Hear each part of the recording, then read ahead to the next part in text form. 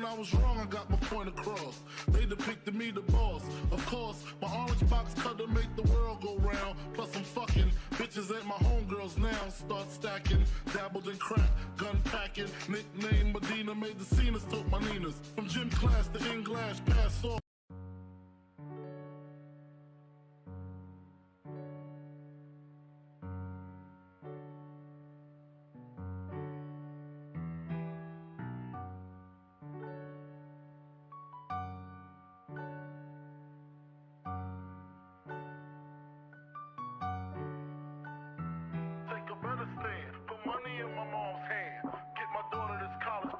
So she don't need no man. Stay far from timid. Only make moves when your heart's in it. And live the free sky's the limit.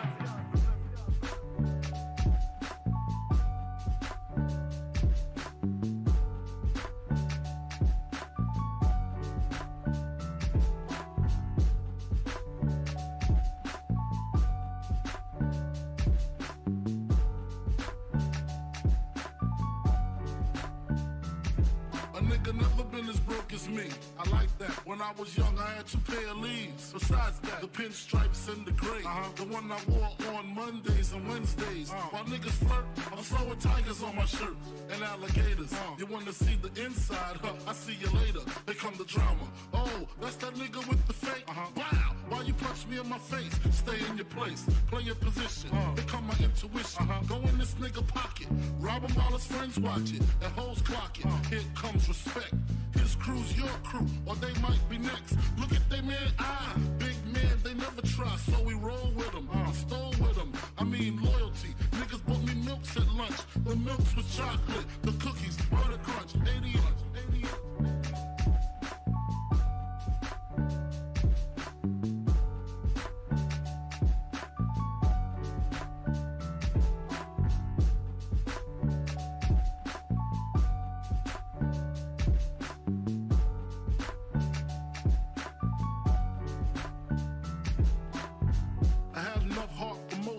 Long as I got stuff for most of them soft. Even when I was wrong, I got my point across. They depicted me the boss.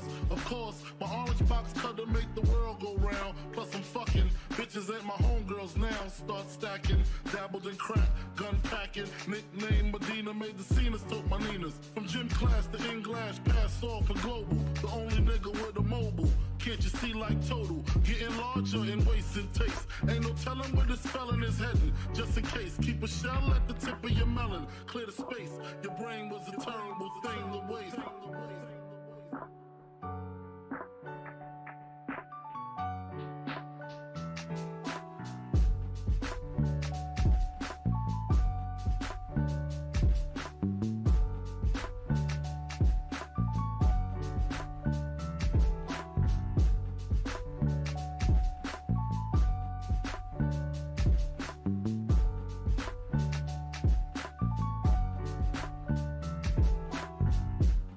Realizing to master enterprise and I ain't have to be in school by 10.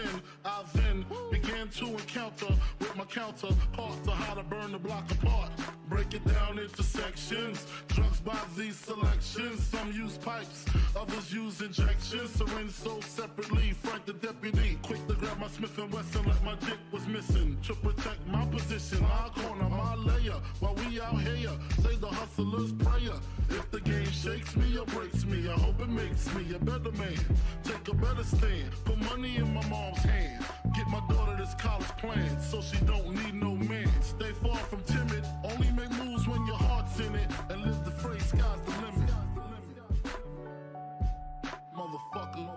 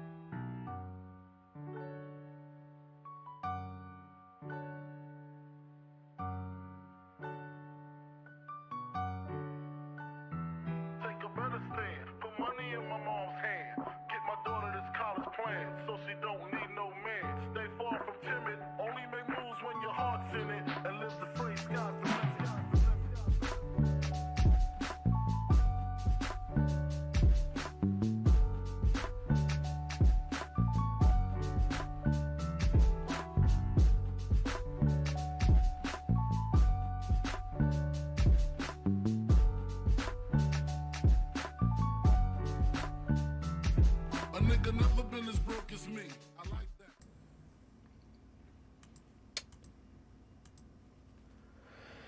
that. Okay.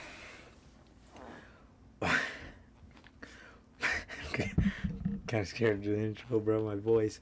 What is going on, guys? We're back with yet again another edition of the Notorious podcast, man.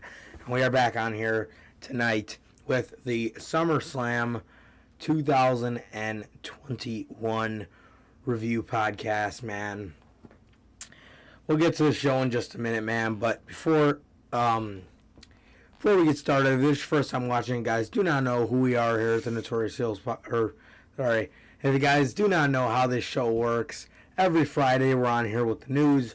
Every Monday we're on here with Notorious Unscripted. If you want to go watch the news that we did yesterday, we were coming straight off of the United Center, which is why I have no voice. And yeah, man, we were coming right off the United Center, where we, everybody knows what happened. We seen CM Punk come back. So, like I said, that's why my voice sounds how it sounds at the moment. So get ready for a lot of voice cracks. But yeah, man, and every Monday we're on here with Notorious Unscripted, and every Saturday or Sunday, for the big pay-per-views for each company, we're on here directly after the show with the interview, man. Or not with the interview, with the review for the show. Rumble, Mania, Money in the Bank, SummerSlam, Survivor Series, and then for AEW, Revolution, Double or Nothing, All Out, and Full Gear, man. So that is the only time we do the reviews afterwards, because there's just absolutely no point in doing a review of Extreme Rules, the horror show, directly after the show.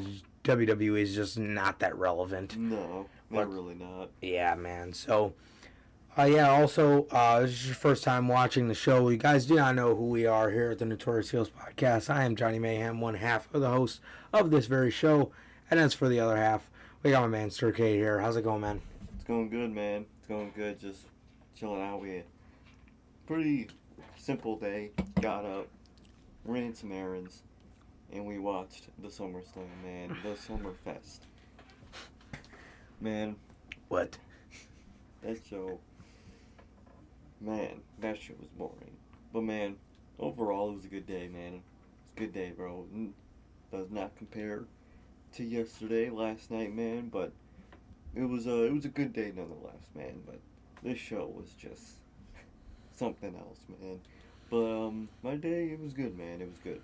How about you, bro? How was your day? Yeah, man.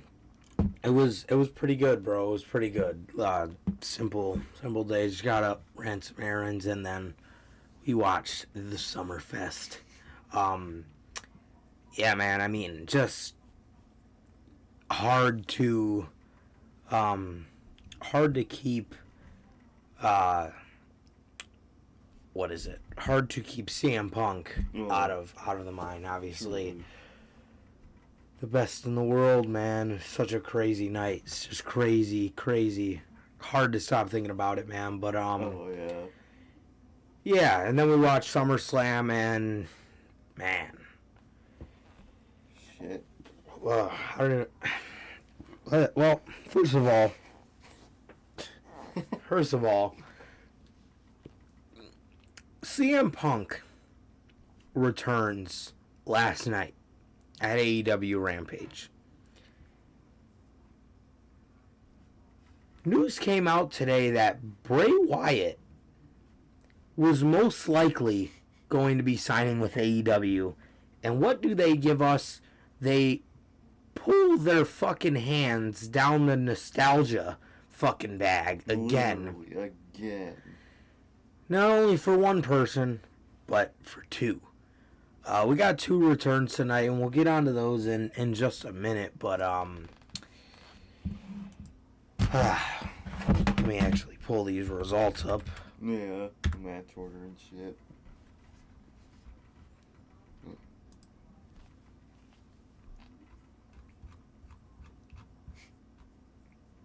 Here they go.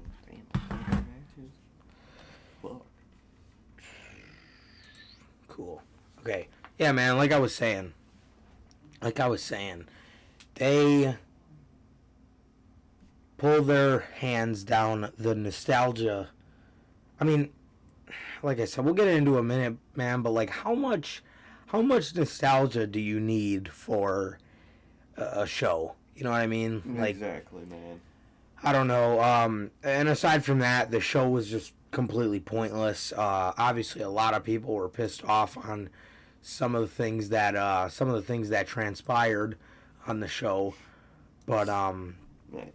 yeah, like I said, we'll get into it, bro. But yeah, so without any further ado, the first match on the kickoff show was Biggie defeats Baron Corbin.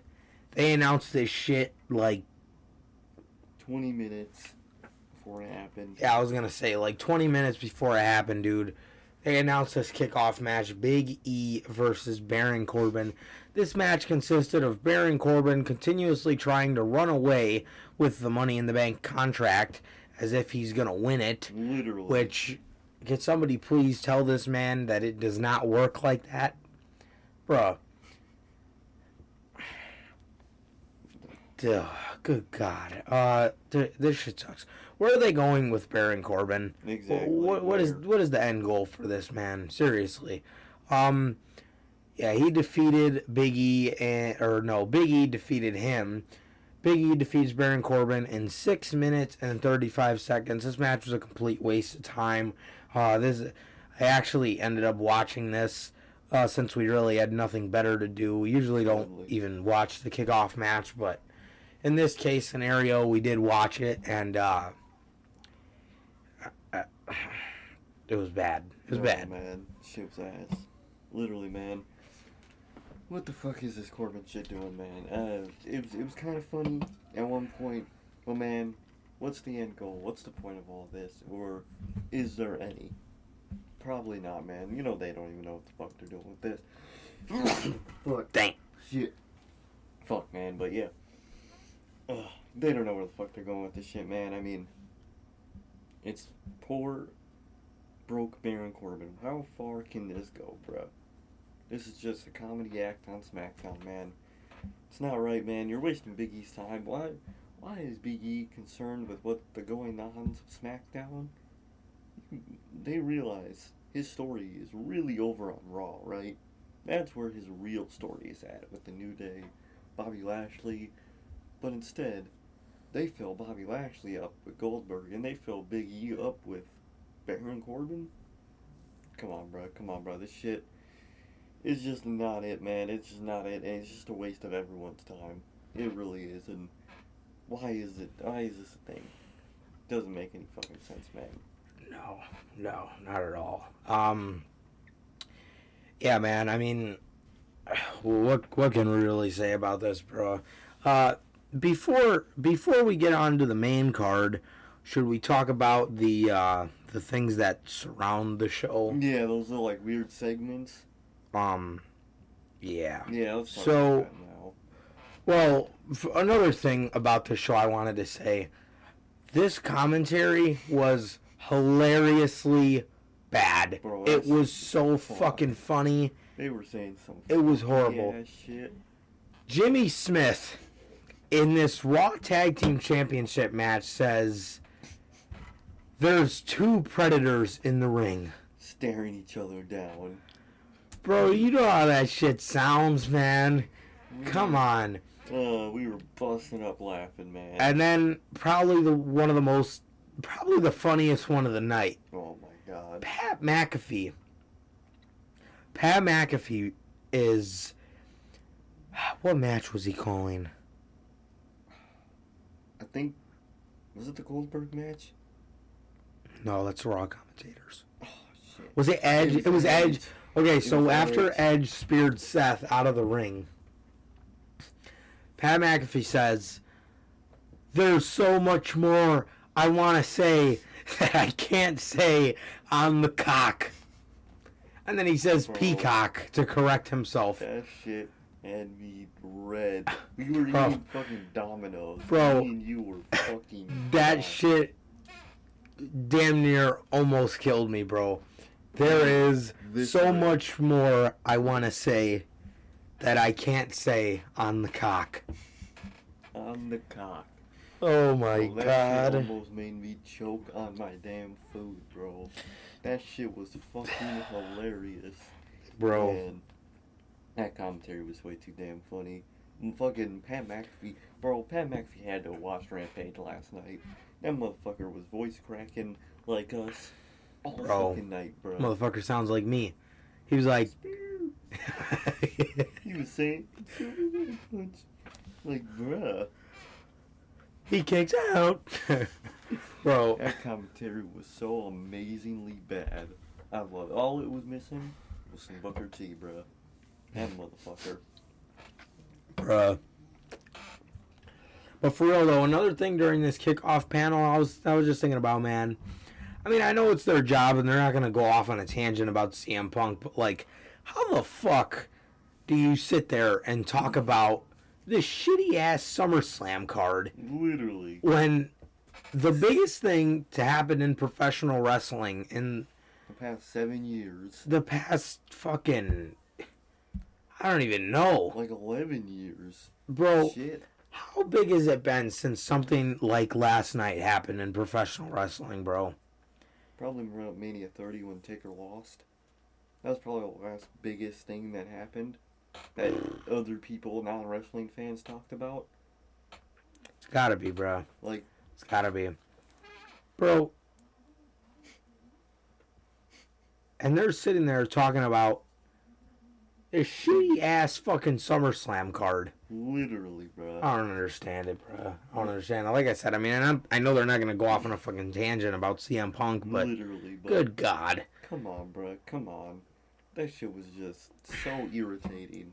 Cause we had CM Punk still in the fucking brain, and I just have to sit here and listen to them talk about fucking Eva Marie and fucking Goldberg. Bro, what? Come on, bro. Come on, like, at least give something, man. Something. Shit ain't right. Yeah.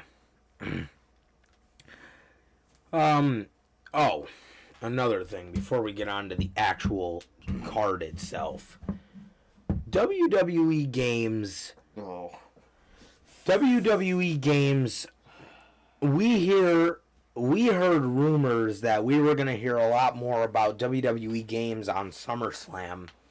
So we get to SummerSlam, and in the middle of the fucking show, they start playing a fucking trailer for the game, and they're showing a bunch of screenshots of Ricochet and Nakamura and Bobby Lashley, you know, Kane, fucking just a bunch of superstars, and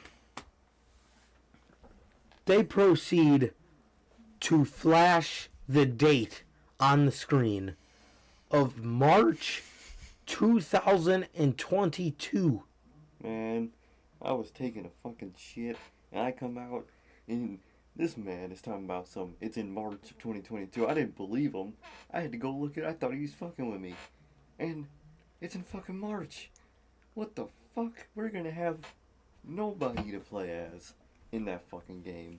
That game does not have GM mode. Sell the fucking rights, bro. I ain't even peeking at that shit. Get the fuck out of here. Get the fuck out of here. 2022? Just name it fucking 2K23 at that fucking point. Shit. Shit ain't right, man.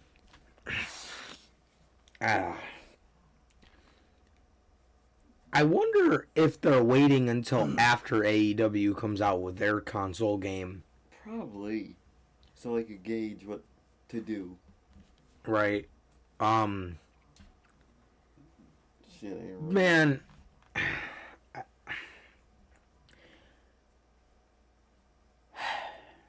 Well, first of all, like Sir K said, just name the fucking thing 2K23 at that point. Literally. Who makes a 2K, or not even a 2K, but who makes a yearly game and has it come out the same year? As what? That makes no damn sense. That's not how 2K works. No, not at all. This is a fucking product of if this game is fucked up, I don't think it's because of things going wrong with the game. I think WWE wants to give them more time to erase people from the game because I believe news came out like a month ago, that 2K was just going to keep the recently released people in the game. Yeah. You're not going to... What the fuck? They got to go back in those files and delete everything for these guys that just got released. Create for fucking 2 years? Come on, bro. You know what I mean? So, honestly, I'm not really putting the blame on 2K as much here, because... I mean, we knew what they were going to do, but obviously WWE had something to say about it. Mm-hmm. And they don't want Bryan and Bray and Black and Ruby. They don't want all those people in the game. So they probably told 2K, look, take as much time as you need, get these people out of the game, and then we'll come out with the game. But how many more people are going to be casualties of Nick Khan by March 2022? Exactly. You know what I mean? I mean, there's a handful of people I could probably name off already that I could see them getting rid of. Apollo Crews, definitely a guy. Sami Zayn, Kevin Owens. I could see it. You know what I mean? I could see those being shockers. Oh, 100%. You know, Keith Lee. Fucking. Who else? What fucking? Oh, Gargano and Ciampa. Easy, fucking. You know, Candice, fucking. Man. Adam Cole probably be gone. And you know they were going to keep him in the game. Oh, you fucking know it. Shit. You were probably going to get the Undisputed in the game, knowing how outdated that bitch was about to be. I mean, all these people that were going to be first-timers in 2K, too. Bronson Reed.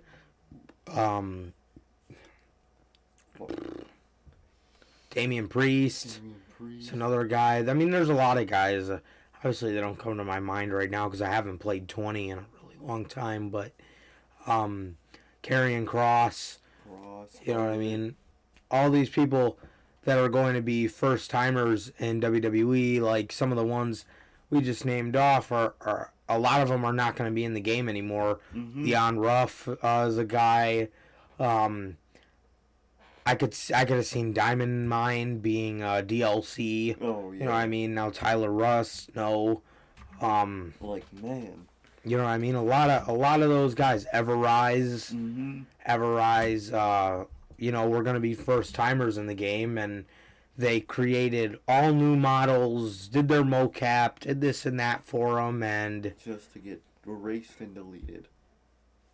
That's fucked. That's ridiculous. And I honestly feel this is more of a WWE thing. I feel like they may have reached out and asked them, you know, are you guys gonna delete all these people? And they're probably like, no, we're just gonna keep them in because we're not. What's the fuck? If this game is gonna come out in 2 weeks here, we don't got time. Exactly. We don't got time to do all that shit. Delay it. So they probably gave them more time, paid them whatever, and so be it. March. So now more than ever, who is going to be in that roster? Literally. Who the fuck is going to be in Bro, that shit? Bobby Fish, Bronson Reed, Black, Ruby, Braun, Bray, Bryan, Cole. By March 2022, Gargano, Ciampa, Sammy, Keith Lee, T-Bar, Mace. Yeah. I can see all of them being gone by then. All those guys, man. All those fucking guys, man. What is this game going to be, man? Come on, bro. Come on. At this point, just cancel the fucking game. Please. Because who are you going to play as, even if the game is top tier? Who the fuck are you going to play as? Rey Mysterio? Edge? Dominic? Fucking the Usos? Paul Heyman?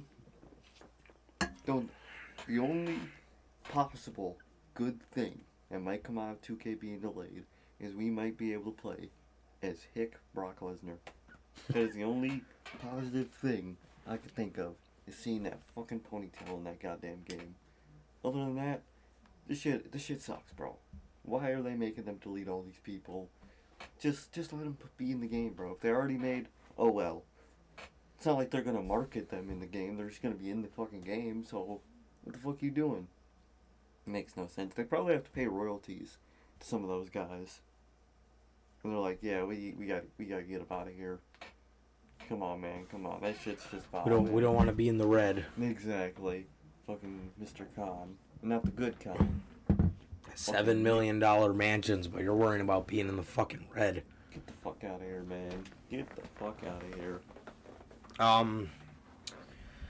To start this show, we get our RK Bro, Randy Orton and Matt Riddle versus AJ Styles and Omos. This match was okay. It did what it was supposed to do, and it didn't really go any further than that. It was kind of just regular tag team match where they're trying to take out Omos, and they did eventually, and Orton, capitalized on Styles, hit him with an RKO, and RK Bro are the new tag team champions in a match that went 7 minutes and 5 seconds. Like I said, man, this match was okay. It wasn't bad or anything like that. It did its job, and definitely the right outcome. Obviously, seeing RK Bro become the tag team champions, I think that's what everybody wanted. And we should get some good matches, man. We should get some good matches from those two. It was pretty good, man. It was pretty good. So, nothing really to say on that. It was a good match, though. Yeah, it was just a good tag team match, man. To be honest, I'm never truly into the group of guys got to take out the big guy kind of thing, whether it's in the Rumble, whether it's in a Battle Royal, or just a tag team match. I'm never really into that fucking, spots in a match or sequences in the match. I'm never really into that shit, but overall, it was a good match, bro. It was a good match. Did what it needed to do. The right people won. And Raw still, thankfully, has its only solace in RK Bro. That is the only thing that can make me smile on Monday Night Raw, man. So, there's that, man. And they're the tag champs. And hopefully, AJ Styles can go eventually back into singles, man. We're just back into him wrestling in single matches. He could still be with almost for all I give a fuck. But but as long as he's not tag teaming, bro, I'm okay with it, man. I'm okay with it. But is this the end of this feud? Probably not. We're probably gonna get a rematch at Extreme Rules, where they're bringing the extremeness, apparently. But it was a decent match, bro. It was a good match, and it was kind of just happened, bro. And it kind of just did the job it needed to do, man. Nothing special, but nothing bad either. Yeah, man.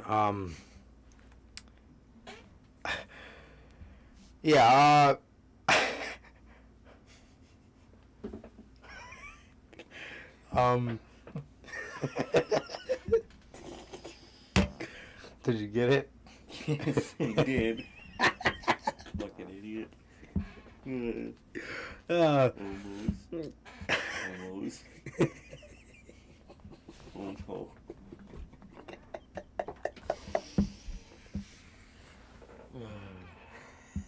Fuck hell. God. Who the fuck cares about the rest of this fucking show? Oh man.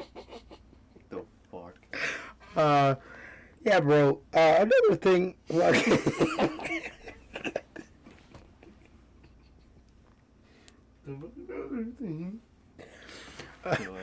another thing,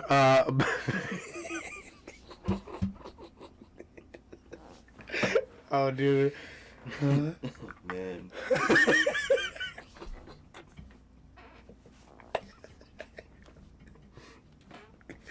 Oh, God. All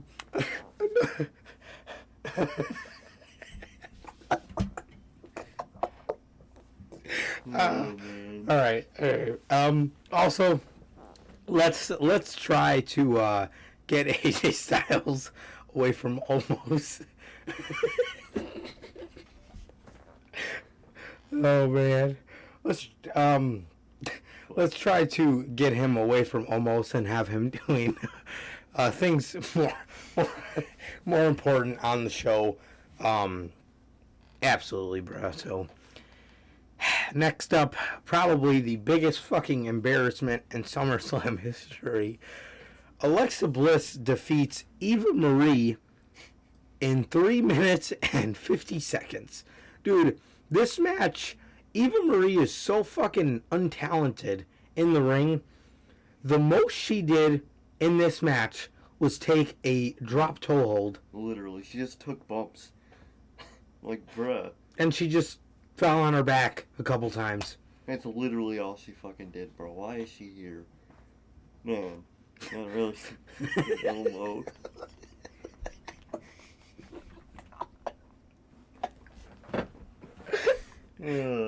Fuck it out, man. But yeah, bro, why the fuck is Eva Marie here? What the fuck does anybody gain for her ass being here, man? Like,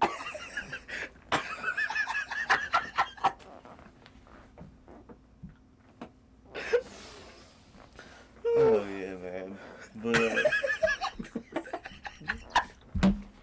holy shit, you good, bro? Dude. Fuck. She gonna take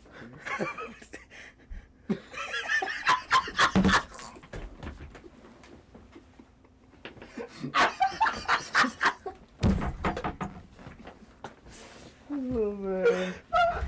Oh god. He's fucking Gotta get something to drink.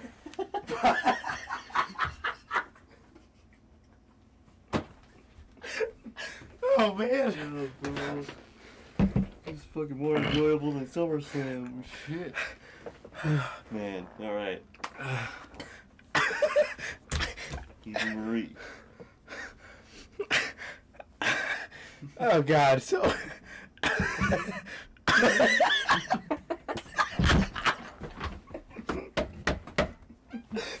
Oh man. Okay. oh god. Alright. Fuck. So okay. Oh god, it sounds so fucking stupid. My fucking voice.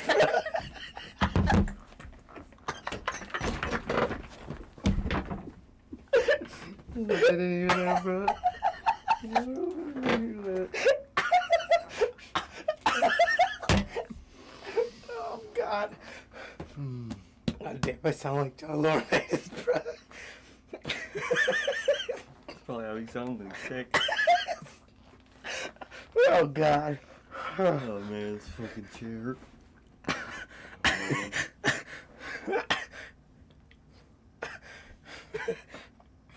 Alright, bro. I gotta drink something. Oh man. Oh god.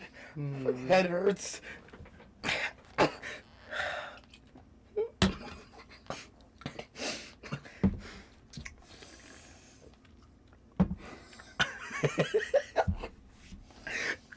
Oh god. Alright.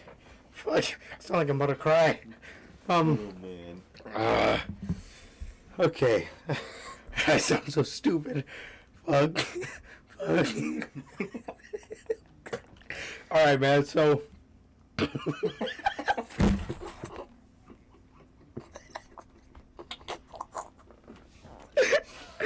oh god. Oh man. Yeah. Okay. Okay.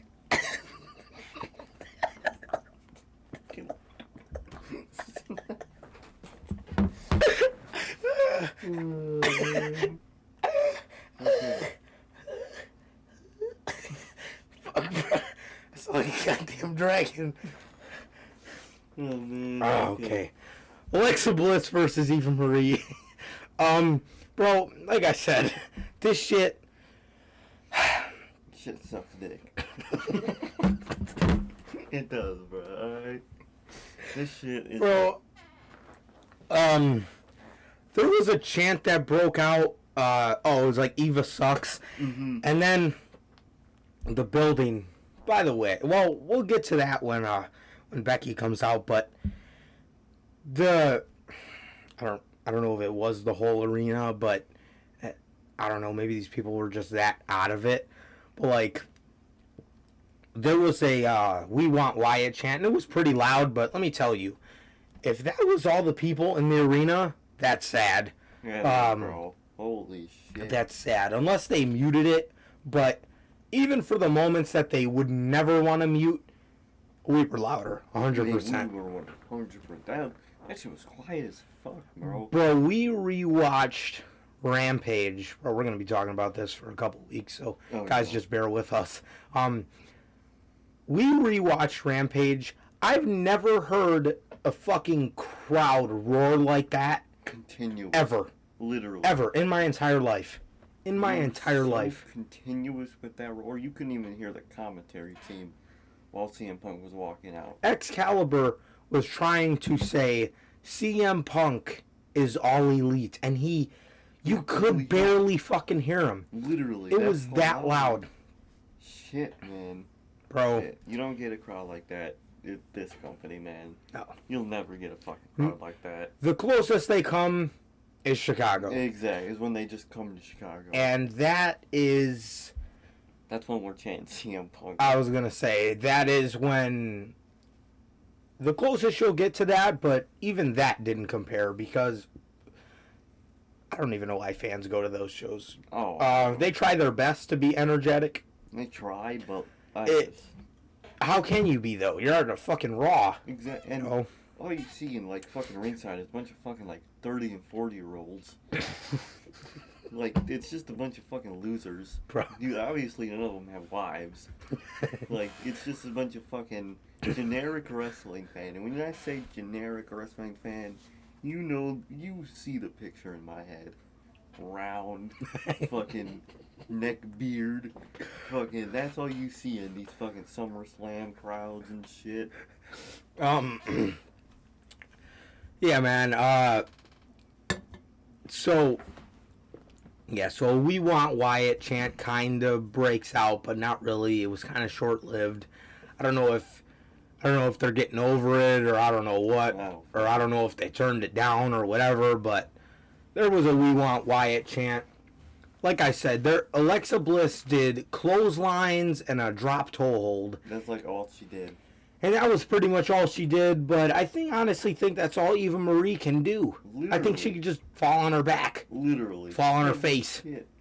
Then there was a spot where she got up on the top rope and started, ladies and gentlemen, we got like 20-year-old, 30-year-old women here, and they're beating up a fucking doll. She's slapping a fucking doll around. Eva Marie's slapping a fucking doll across Alexa Bliss' face. This shit is so bad. I mean, come on, man. Come on, bruh. CM Punk just fucking debuted last night, and you're slapping a fucking doll around. You gotta be fucking kidding me. That shit's just not good. That shit just sucks fucking dick, bro. That shit is just not good. And man, Eva Marie she's just trash. She was getting booed the whole night. Bro. Shit was just ass, bro. Shit was just fucking ass. And then after the match, they fucking... I guess they're setting up a feud between Doudrop and fucking Eva Marie. Like, anyone wants to see that. So... Like, that's gonna elevate Piper. What the fuck? So, Alexa Bliss gets her doll back. She gets her doll back. She puts the fucking doll back on the apron where it was. What did she do to Eva Marie? Like a DDT or something? Something like that, yeah. And she beat her. After the match, Doudrop is standing there. She asks for the mic. And she says, the loser of this match is Eva Marie. That was literally it. That was that. And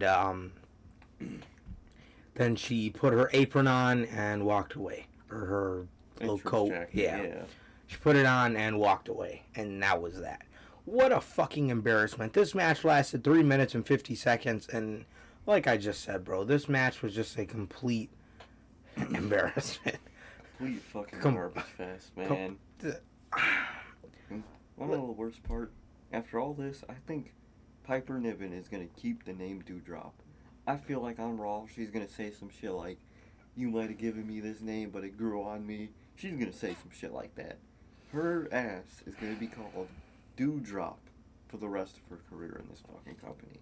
Mark my fucking words. I hope I'm wrong. The only chance that we have is when they gave her that name, they asked her what her name is, and she never got to say. So. And then Eva Marie just like, her name is Dewdrop, and then you could kind of see Piper like, what? What? So that's literally the only hope that we have. Swear. But Shit. we'll just have to wait and see, man. Next up, Damien Priest defeated Sheamus for the WWE United States Championship. First things first, both of their entrances looked fucking horrible in light. I don't know why they did not have this go on in the Drew McIntyre versus Jinder Mahal spot. Literally. But I think. I don't know what the hell they were thinking, but both of these guys coming out in daylight Was not it. looked horrible. That shit looked like ass. It looked so bad. As for the match, it was okay. It was okay, man. Just like most of these matches on this show. Yeah, it was okay. Basically, they played on Sheamus's face mask. Damian Priest ripped it off, hit him with his spinning heel kick, and then hit him with the Reckoning. I'm so glad they call it the Reckoning again, and not hit the lights. That garbage ass fucking finisher name. Not watching a fucking Miz match. Hit the fucking lights on the goddamn show. Literally, please. Shut it down, bruh. Shit it down. And Damian Priest ends up defeating Sheamus to win his first United States Championship. Just a little bit of piece of advice to him. Do not be happy that this is your first win, your first title win, because there have been so many guys to only win the U.S. title, and for most of them, it only goes downhill from there. Yep. So, you know, while you can, man, because this is probably your peak in this company, sadly. Shit ain't right, but it's true. Which is ridiculous for a guy that can easily be in the main event picture. Oh, easily. Easily, man. Yeah, man, but he beat Sheamus. Sheamus's title reign was what it was. I mean, good as he could have made it. Exactly. He kept getting injured. Well, he didn't keep getting injured, but he ended up getting injured, which took a huge chunk of time off that. But and the people they made him feud with was just not it. I did not like what they kind of tried to make him, like just the big bully. Damian Priest hates bullies. Motherfucker, you were heel. Makes no goddamn sense. Makes no fucking sense, man. We used to say this shit about Roman Reigns. Just looking at him, he's not a babyface. He's not. He's not a. I hate all the. I hate bullies kind of heel. Literally. Or I mean babyface. No. Not at all. He is not. Don't make him act like a fucking white meat baby face. That is not him at all. That is not him, bro. Just look at him. And I see this motherfucker's partying in the hot tub after winning the fucking North American Championship. He jumped right in that bitch. Bro, that was hilarious. That shit was funny as hell. But man, he was in full gear too. That motherfucker just hopped in that shit. Well, man, that is not how you do Damien Priest, bro. That is just not. Motherfuckers in daylight, fucking doing this. Fucking broad ass daylight. Looks fucking stupid as shit. Sheamus looked even worse. Because you could see him standing there before the fucking light shines on him. And the light shines on him and it's no different. That shit was just ass, bro. Should have put this match in a different slot, man. But man, the match itself wasn't bad. It was kind of just a pay-per-view match. You know what I mean? This whole pay-per-view felt more like a fucking Backlash than it did a fucking SummerSlam. And this match is no different. It was just a match.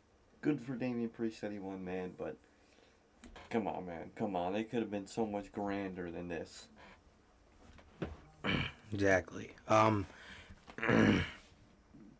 Next up, he beat Sheamus in 13 minutes and 50 seconds. The Usos, Jimmy and Jay Uso defeat the Mysterios, Rey and Dominic. To retain their tag team championships in what was a okay. It was very slow. They never really got out of first gear, in my honest opinion. The ending sequences were probably the best part of the match, but other than that, it's kind of just a tag team match. Yeah, exactly. The Usos win here. No shock. I don't really have anything to say on this whatsoever. Exactly.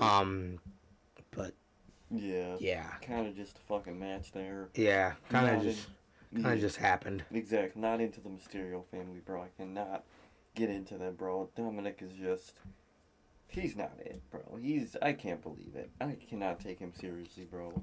Motherfucker is just not it. He's just not it, man. But Usos, they were as good as they could have been against this team, man. But this tag team division just is so irrelevant. Why do I care about this match? You know what I mean? So, Usos won. Who would have guessed but everybody, and we all move on. Who is next for the Usos? Probably this team again. So, who cares? Yeah, yeah, I mean, this one was, like I said, more of a no-brainer, and I just can't find myself to care. Put people in front of these guys that actually matter. Literally, man. Literally.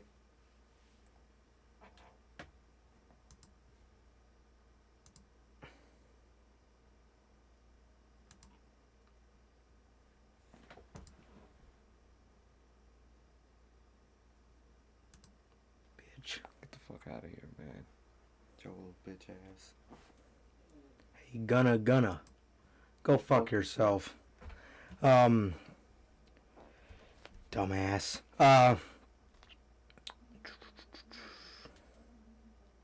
Where are we at? Becky Lynch. Oh.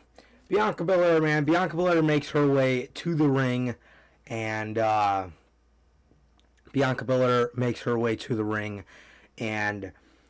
they played up Sasha Banks versus Bianca Belair. The whole night. The whole fucking night. The whole night, man. They played this shit up, and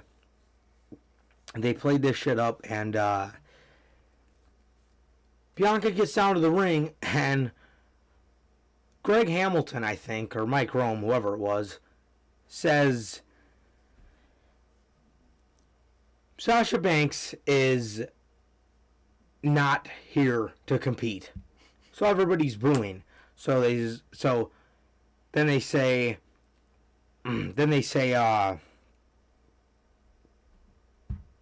what is it? Oh, they were like, oh, she's gonna compete against the most beautiful woman in WWE or whatever, and fucking Carmella comes out. I'm just shaking my head at this point. I'm like, Exactly. No way. No fucking way. So Carmella's standing out there in the ring. Bianca looks pissed. And she gets on the mic and says, next time her and Sasha are going to finish this or whatever. And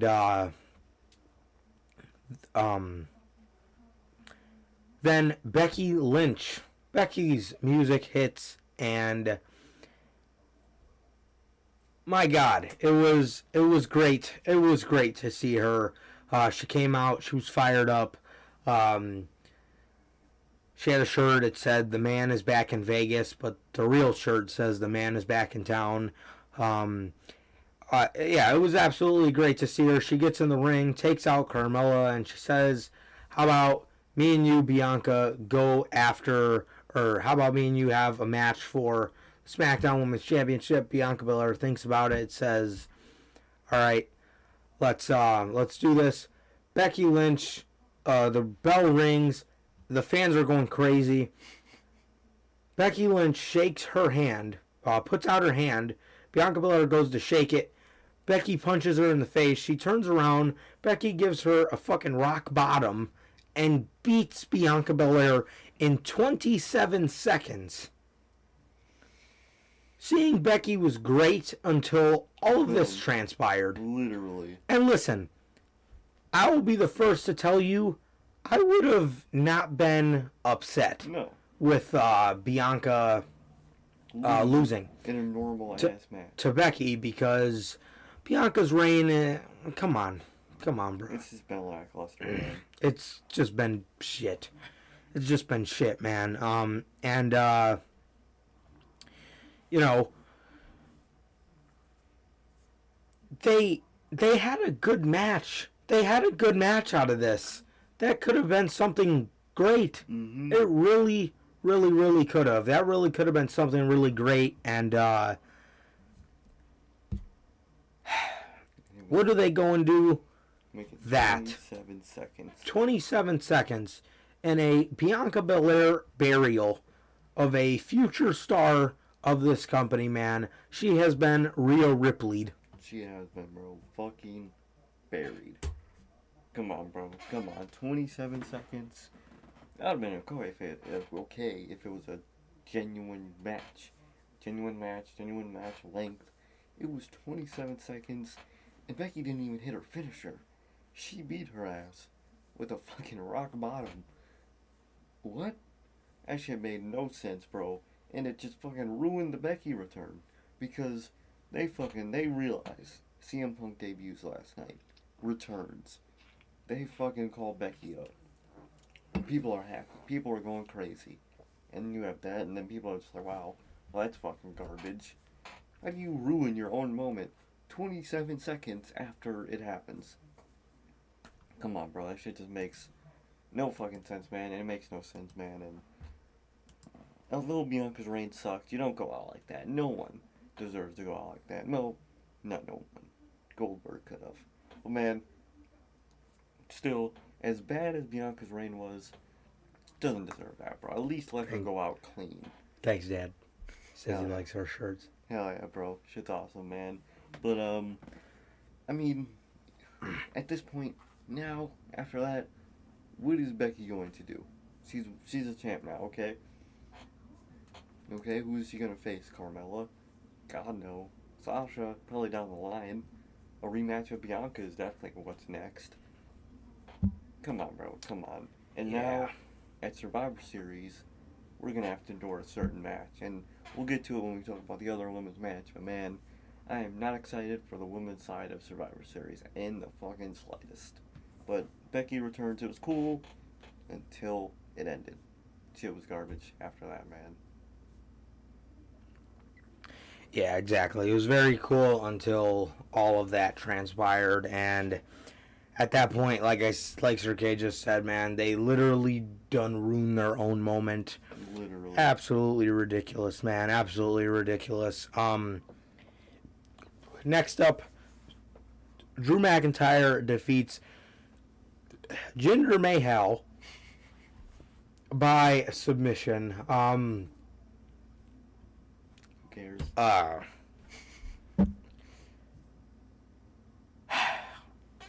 This match was as about irrelevant as Alexa Bliss versus Eva Marie. Literally. This match lasted 4 minutes and 40 seconds. It was a bunch of fucking Jinder Mahal pleading with Drew McIntyre, telling him not to hit him. Yeah. And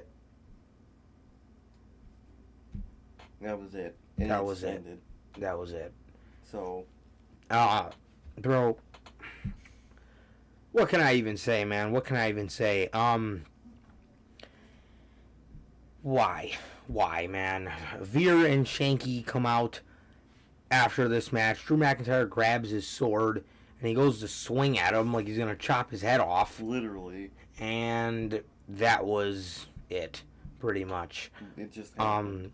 And I don't know, it looks like they're setting up another one, man, but Drew McIntyre beats Jinder Mahal, and who cares? Why did this happen? You know what I mean? You could have shaved a good chunk of the show off. And this was definitely one of the things you could have shaved off the damn show. Mm-hmm. Did not need to be on the show at all. Yeah. No.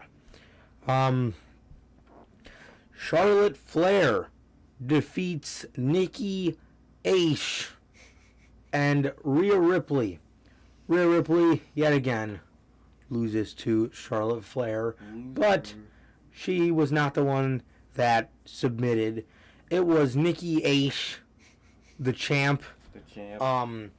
the unexperienced champ, as they were calling her, the champ that has never been in this big of a spotlight. I mean, this match was not that good. It kind of sucked, dick. Shit was ass, bruh. It was fucking Nikki Cross, and it was Charlotte. Even, it was 2021 Rhea Ripley. Come on, bro. Come on. The best thing about the match was the fact that it's over. And now, on the Raw side, because we all know what's happening in Survivor Series after this shit. But after tonight, do not fucking tell me we are going to see Rhea Ripley and Charlotte again. Because I have a feeling we are. I think they're going to continue that shit. Because technically, she's going to fucking bring it up. Rhea Ripley didn't get pinned. So we're going to have to hear that fucking shit. And that shit's going to be excruciating. When we get the extremeness of Extreme Rules, quote unquote, we're probably going to have to see Rhea Ripley and Charlotte again. And possibly even another triple threat. I could see it. Who the fuck else are you going to do on Raw? Nobody. Chugging maybe Bliss, but that's garbage too. So the Raw fucking women's division is just a whole pile of shit. Everything's ass.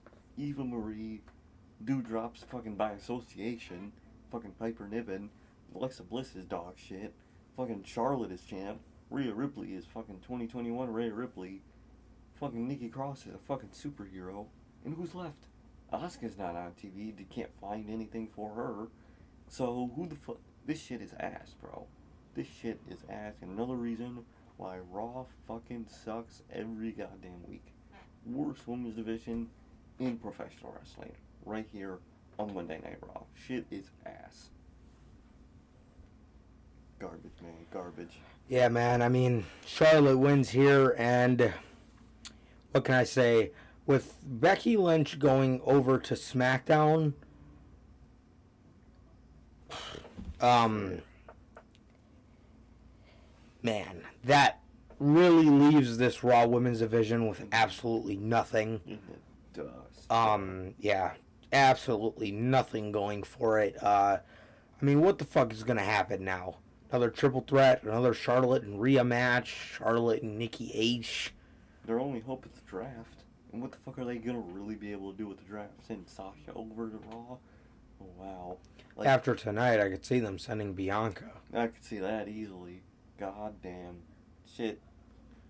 Come on, man. Come on. This shit just doesn't... What the fuck are we going to get for Mania for the Raw Women's division? That's what I want to fucking know.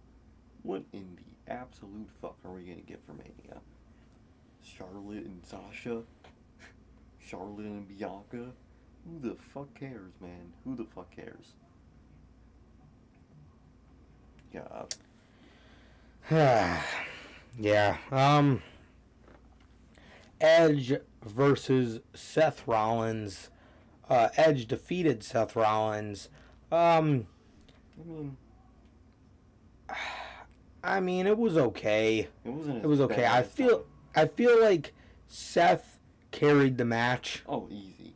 You know what I mean?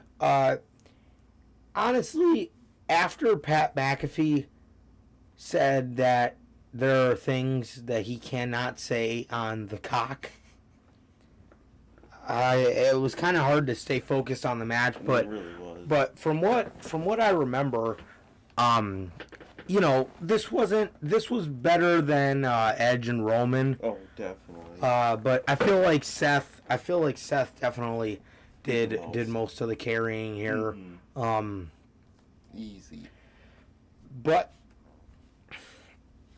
I mean, what do you expect, man? This is 50-year-old, 47-year-old Edge. So he definitely is going to need some carrying. But yeah, man, he and Seth had an okay match. I mean, it wasn't bad. Yeah, it wasn't bad by any means. But like I said, it was just really hard to focus after Pat McAfee said that shit. Oh man, that shit was fucking hilarious, man. But yeah, man, like I said, I feel like a lot of the match was carried by Seth, but I mean, like I said, this is 47-year-old Edge. So, what are you going to do, man? Exactly. What are you going to do? Yeah, as for Seth, I don't know how this necessarily fast tracks him to the Universal title, which is why I said I think he'll be there around Royal Rumble. But, yeah, man. As for Edge, I really don't know where he goes after this. I really don't. do not. I can see him eventually sending him over to Raw. Because what the fuck else is he going to do on SmackDown? Mm-hmm. Maybe. I can see that. I can see them wanting him to do something with Finn. I can see that. Because we clearly know who's next in the title picture. Who they're going to focus on after tonight. So, I could see a random match with Finn. Maybe at, like, Extreme Rules. Like, something's going to happen with, you know, Mr. Thumbnail over there, Mr. Hick. But, I mean, come on, bro. Like, on paper, Roman's got a lot of great opponents. He's got Edge. I mean, not Edge, what the fuck. He's got Seth, I mean. He's got Finn. Now he's got Mr. fucking Butcher Brock. And he has whoever comes to SmackDown, man. But, like, come on, bro. Come on. It's just... It's just... Like, Seth versus Edge was not as bad as I thought it would be. And that is because of Seth Rollins. Thankfully, he's able to fucking, you know, work and not fucking take a breather every 2 seconds. But, and another thing that helped Edge's case tonight was Goldberg. Because Goldberg was the motherfucker that take a breath every fucking step he took. Motherfucker was a breathless during his entrance. And compared to Edge, but one thing with Edge, I am not into this fucking Brood shit. Why are you randomly bringing this shit up? And if you're gonna bring up the Brood, who else was in the Brood, bruh? Why don't they barely bring up the Shield? Exactly. Come on, bro. Come on. I just don't like when they reference shit and not reference a big part of the shit they're referencing, i.e. the Shield. They'll never reference Dean Ambrose again. It took Cena, yeah. It took Cena for them to do that, and that was all Cena. You know what I mean? And Vince McMahon's not going to say no to Cena. He's not going to reprimand Cena. Roman can't go out there and say that, and he's Roman. So it's like, come on, man. So I don't really like the Brood shit, because I can't bring up everything with it, so not into that. But the match wasn't bad, bro. It wasn't as bad as I thought it would be. And it was just fucking funny because of the commentary. Pat McAfee, some things he couldn't say because he is on the cock. And the thing he couldn't say was the word shit, because he was like, holy crap. And they could say shit, right? Like, you guys can say shit on pay-per-view. Come on, bro, come on. But that match wasn't as bad as I thought it would be. There was way worse on this show. Yeah. Bobby Lashley defeats Goldberg for the WWE Championship in a match that went 7 minutes and 10 seconds.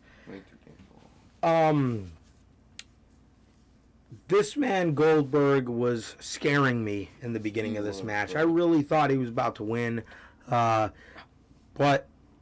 he speared Bobby Lashley. He was going to go for another one, but Lashley rolled out of the ring. MVP smacked him in the leg with his cane. Goldberg sold that shit so late. Oh my God. It was hilarious. 3 seconds later. The motherfucker walked like 5 feet and then reacted. And he was acting as if his leg was damn near broken. Ooh. And then Bob just saw MVP smacking it with his cane. And Bobby Lashley then started working the leg, the knee more so, and he rammed it into the ring post, and he rammed it.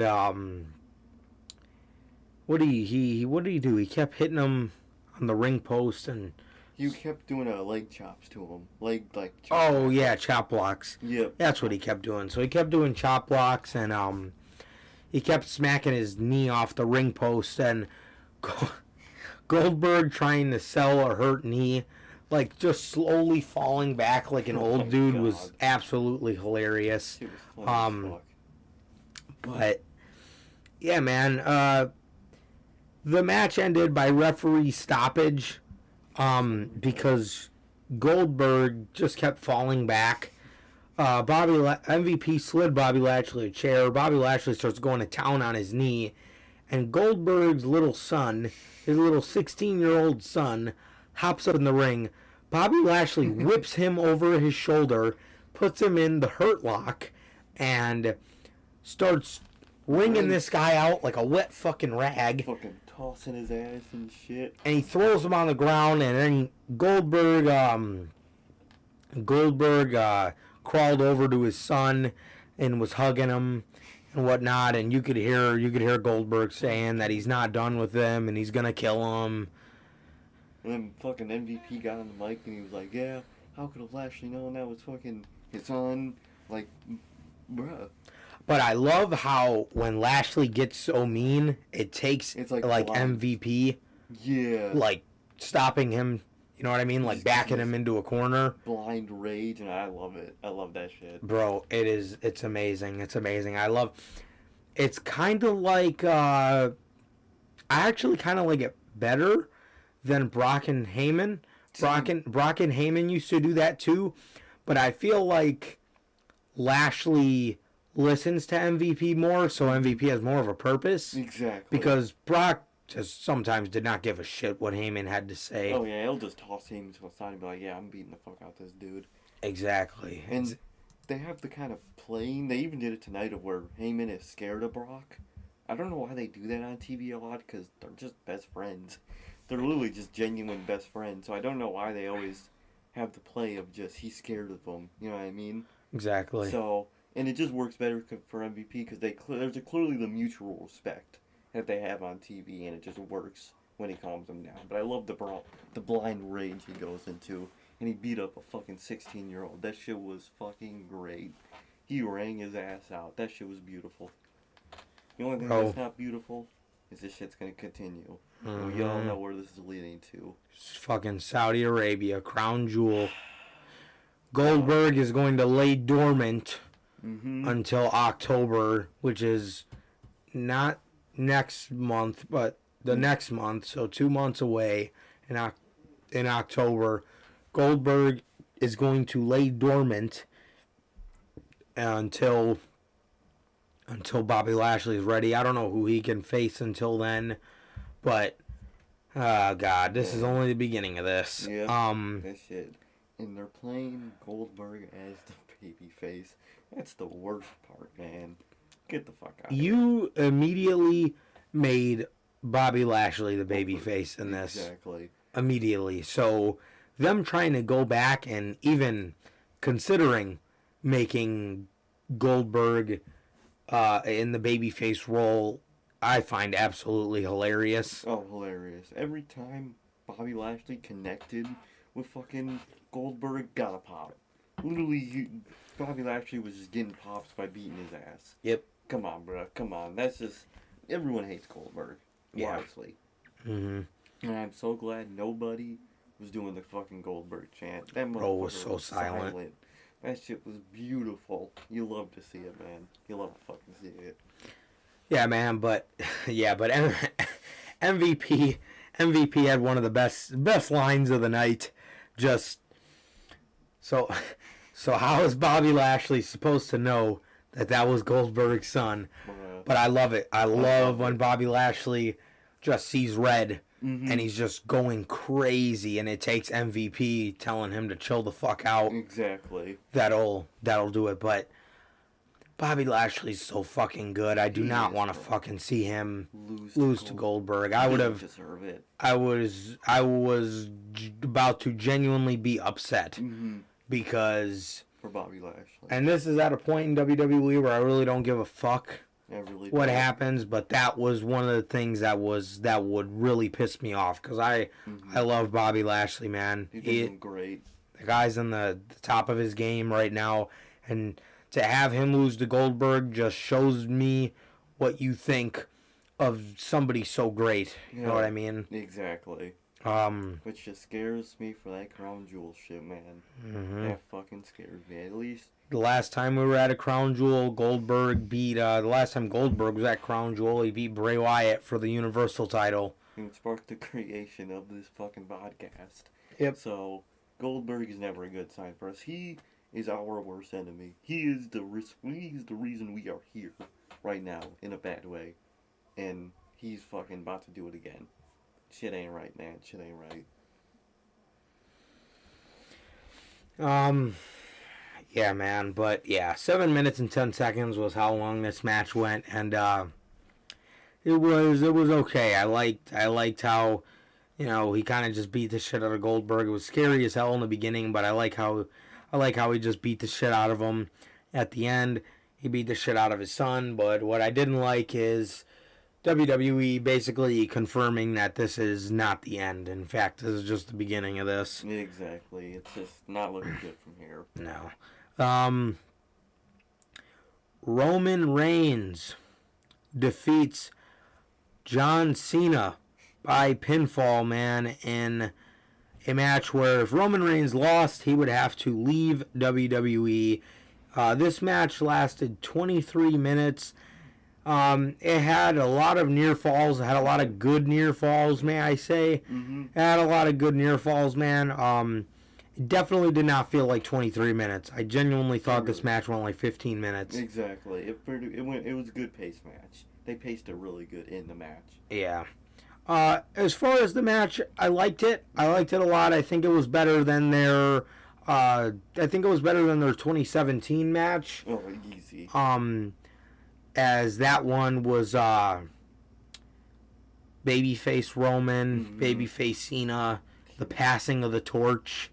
It just did not work. It just Roman didn't. Looked like a joke in that fucking storyline. But here, I loved his confidence during the match. Yes. Loved it. Loved his mannerisms. Loved Cena. It was just a genuinely good ass match. They played it up really good. Yeah, they did. And they had some good ass near falls, man. They did. Really did. That shit was really fucking good, man. And it was a genuinely good match, bro. It's good shit to see. It's always nice seeing Cena back. This is why I love seeing John Cena back. Because anytime he's back, we get good ass shit. And this was some good ass shit, man. Absolutely, bro. Absolutely. I mean, Cena and Roman put on a lot of great near falls here, but like Sir K just said, I loved in this match how Roman's confidence was.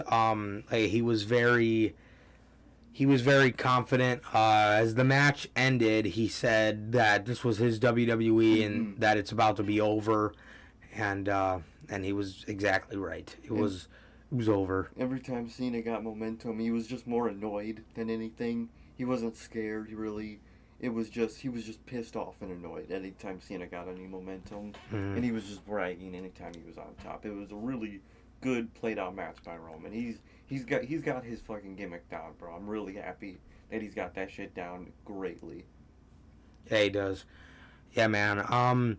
So he beats John Cena here. Did he beat him with a spear? Yeah, I think he did, right? Did he? Yeah, it was a Superman punch and like a couple spears. Yeah, he Superman punched him like twice in a row and speared him. Hmm. Because I remember Cena was flopping around and then he got speared. So Roman Reigns wins here, and damn near as soon as the final bell rung, Brock Lesnar's music hits, man. Brock Lesnar's music hits, and man, oh man, this man comes out here in full-on hick mode. Butcher Brock. Dude, this guy came out with his cowboy boots and his fucking muscle shirt and his cowboy pants with his cowboy belt with the fucking Scruffy beard and his bro. Scruffy beard and his onion man bun, bro. Bro, his hair, the bun started at like right here on his fucking head, and it was just hair. That shit is fucking hilarious. Why, bro? The bun was in the middle, the top of his fucking head. Literally, bro. Can we get normal hair, bearded Brock? That's all I fucking want. I love that UFC look he had. Yeah, that was That's badass. the Brock I want, man. but this one is just fucking hilarious. But it was good to see him, bro. Good to see him. Always good to see him, Brock. Especially because at this point, I don't think he's not going to beat fucking Roman for that thing. I don't think really anybody is anytime soon. So I'm not scared for this. So I'm happy to see him back, man. Especially with Heyman in the mix. Now Heyman's with Roman. Good to see how they play it up. And I wonder how Brock is going to, speak for himself. I think we're in for some funny ass moments. I think we are. We think me and you have been fucking voice cracking. I can't wait to hear more Brock Lesnar voice cracks. I love those compilations of that motherfucker voice cracking, just screaming. Shit is fucking hilarious. What was the one where he was like, "Oh, let's do this," bro? It's my favorite clip. He's just screaming, voice cracking, and just slamming a fucking chair on the entrance stage. Oh yeah, when he like F5 Mark Henry and he was like, Bro, I fucking love that shit. But when Brock just talks, it's beast. Bro, it is. It's really just beast. I love when he just talks. Like when he told Roman, "You don't deserve shit." Exactly, bro. I love his little one-liners. He doesn't need to fuck. He's not a CM Punk. He doesn't need to talk these full-on sentence and stories. He just says his fucking words and that's it. Love Brock for that, man. It's good to see him back. Not in to that fucking look. But, man, you love to see him, man. And we're in for a treat with Roman, man. Yeah, this should be good, man. I honestly see this happening at Crown Jewel as well. I do. Definitely. It should be good, man. It should be good to see how all this comes into fruition, bro. But, yeah, man, I mean, WWE's counter to CM Punk was just dipping their hat into the nostalgia bag once again. Yep. And what are you going to do, man? What are you going to do? Yeah, I don't know, man. I don't know. It seems like every month somebody's getting pulled out of the nostalgia bag for Roman because they have nobody else, which is sad. Which is really sad on their part, man, because you could have had so many people lined up. You already do. On the side, you got Seth, you got Finn. If you really wanted to, you could send Keith Lee and Keith Lee. You could do fucking, I wouldn't, I would send Raw, but you could do Biggie if you wanted to. You could do so many people, man, and they don't know how to book these people, so they have to resort to the Cenas and the Brocks. Although it's good, that shouldn't have to be what they resort to, you know what I mean? So, although it's going to be awesome, Roman should be facing younger guys, and these happens to not. Not because of Roman, not because of the younger guys, but because of WWE and how they treat their younger guys, bro. So, there it is, bro. But SummerSlam, it wasn't get mad at garbage. No. It literally just felt like generic WWE pay-per-view. I feel no emotion truly after tonight, so. No, not after last night. No, definitely not after last night, man. Even if CM Punk didn't debut last night, even still, this would kind of the show would have just happened. You know what I mean? Nothing really special. Brock came back, that was cool. Becky came back, that was cool, but how are you going to follow up? That's the real question. That's always the real question. And another thing to point out, how pissed is USA now that SmackDown not only got Becky Lynch, they got Brock. but Brock Lesnar, too. They don't give shit. At this point, Fox should just ask for Raw, too. Oh. So they could just have normal fucking people on both shows instead of stacking fucking SmackDown. Come on, bro. Come on. That is, oh man. I don't know. At that point, I think they will end up sending Edge to Raw. Oh, I could see it. They're gonna need somebody for Raw. Mm-hmm. And then we're gonna have to see Bobby Lashley versus Edge. Goldberg versus Edge. We're in for not a treat, man. Yeah. No. No, man.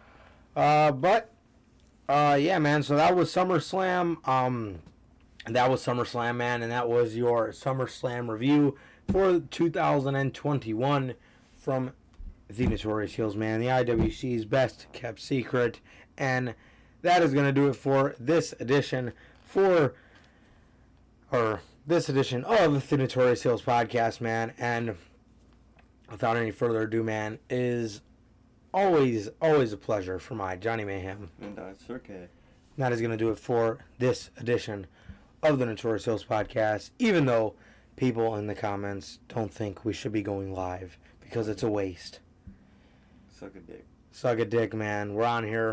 We're having we have the time of our fucking life every time we're on this motherfucker. Oh, yeah. So, anyway, man, fuck that guy. But for the rest of you, we love you, and it is always a pleasure, again, for my Johnny Mayhem. And Sir K. And that is going to do it for the Notorious Heels podcast, man. Please like, comment, subscribe, and we will see you guys on Monday with Notorious Unscripted. Peace.